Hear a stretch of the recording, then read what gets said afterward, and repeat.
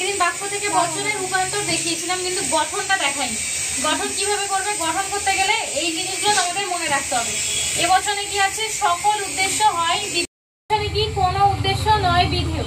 I বচনে কোনো কোনো উদ্দেশ্য হয় বিধেয়। ও বচন কোনো কোনো উদ্দেশ্য নয় বিধেয়। দেখো এইগুলোর মধ্যে কমন কি আছে?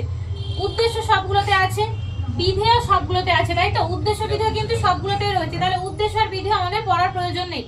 হয় নয় দেখো চেঞ্জ হচ্ছে, একটা হয় একটা নয়, একটা হয় একটা নয়। আগের দিন বলেছিলাম এ বচন সদর্থক, তাই হয় থাকবে। ই বচন নয়ার্থক, দেখো নয় আছে। আই বচন সদর্থক, মাঝখানে হয় আছে। ও বচন নয়ার্থক, নয় আছে। দেখো এ আর আই একমাত্র হয় আছে, ই আর ওতে নয় আছে, তাহলে হয় নয় পর পর পর পর বসিয়ে দেবে।